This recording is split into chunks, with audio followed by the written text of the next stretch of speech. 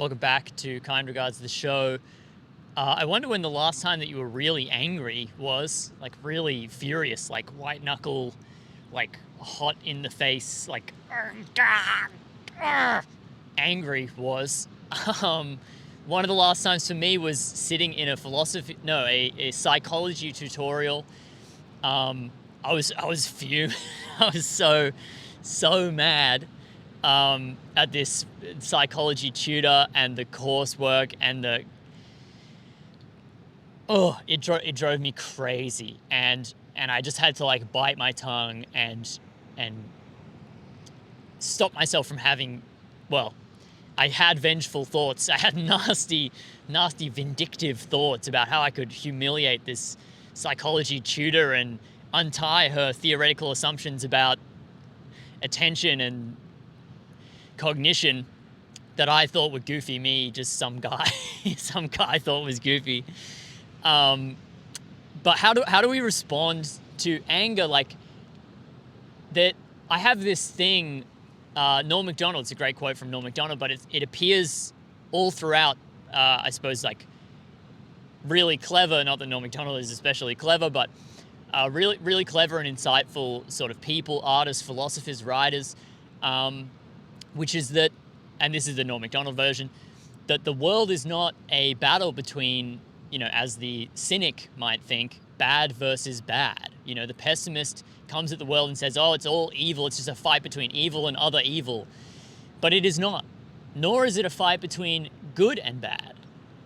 Everything in the world is a fight between good and good. That's the ultimate truth of the world, is it?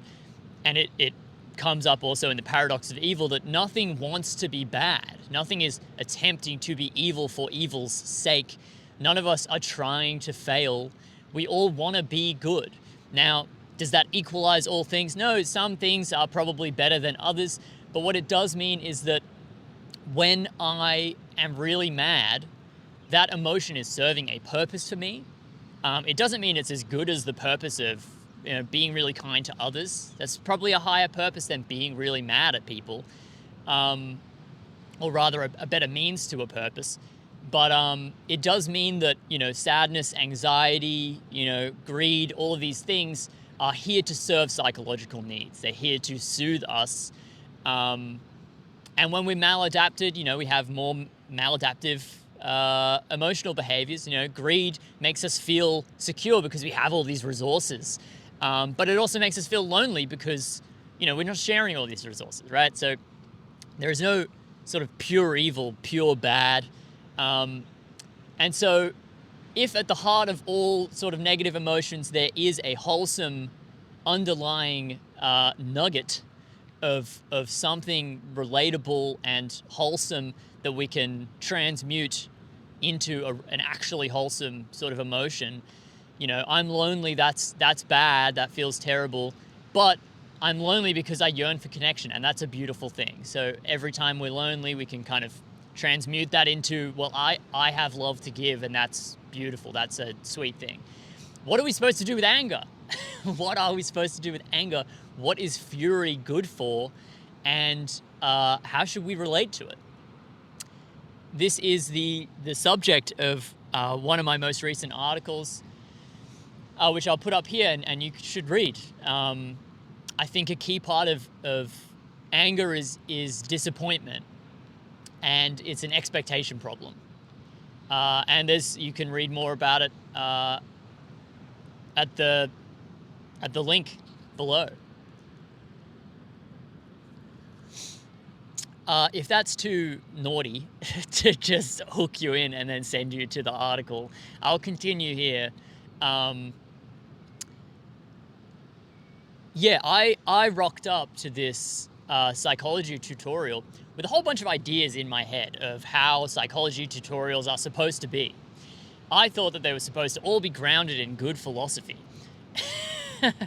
Because I like stuff that's grounded in good philosophy. So I showed up and went, oh yeah, this is all going to be very philosophically informed. They're not going to make any kind of assumptions that aren't philosophically really well backed up. Also, the person who's running this tutorial is going to be, a counselor or a clinical psychologist who helps people. They help bad dads be better dads. They help, help people break free from addictions. They're doing wholesome work. That's another assumption, expectation that I had. I thought that, the 6 other people in my tutorial were going to be really switched on and really excited about,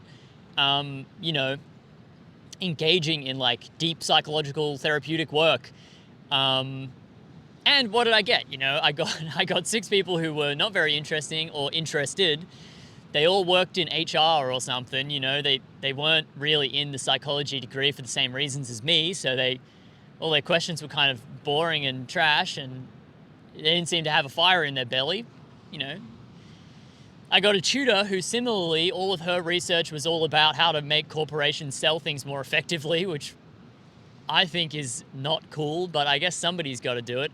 And I got a bunch of coursework on cognition and attention, and it all felt very neurological-y and like brain chemistry-y, which I think is not the greatest lens through which to see psychology, or at least the types of psychology that I'm interested in dealing with as a therapist. And so a whole bunch of disappointment that comes from what? It comes from the wrong expectations. Wrong expectations, of course, being a function of thought. I'm here setting up this world, this imaginary world. Meanwhile, the real world arrives and I go, oh, the real world, this sucks. I wish this wasn't the real world. I wish my imaginary world was real. There's an inherent absurdity here, and also an inevitability of humankind. We're so steeped in thought. We're so like deeply related to thought that it's very hard to show up to anything without expectations about it. But I showed up to this tutorial, I had heavy expectations, and when the real world actually arrived, I said, "Excuse me, I'm looking for my imaginary world, please." And the real world said, "Well, too bad, mate." Yeah, so what do? Well, we take it, I think the first thing to do is recognize the error, right? Recognize the error that when you pull a door that says push and you get mad that it doesn't pull, okay, we made a mistake, right? When someone cuts you off in traffic and you go, "What are you doing? What?" You go, "Oh, I'm so stupid. I thought no one was ever going to cut me off in traffic, but I actually know that someone is, and today's that day. Today's the day where someone cuts me off.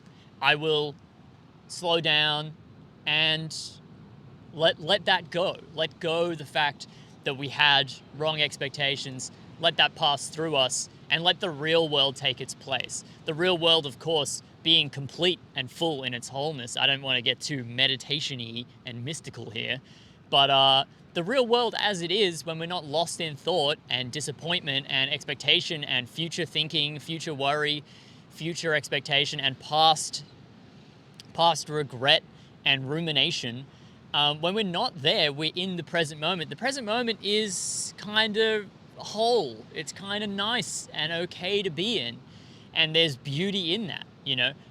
When we're frustrated and we're in our imaginary world, we're closed off, and when we're in the present moment, the world opens way back up and we open up and become more available to it. And in the context of the tutorial, the more I calmed down, the more I actually had a nice time with the people that were actually in my tutorial. The more I found little interesting tidbits in the content that I wasn't interested in because it wasn't my imaginary content, and in the tutor who wasn't my kind of tutor or whatever.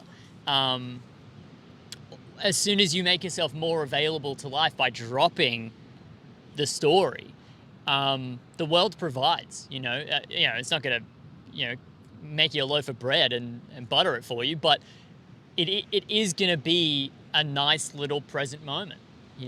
I would argue that all of them are, when we're actually present in them and we're not lost in thought about them or about other moments that we've had or are going to have.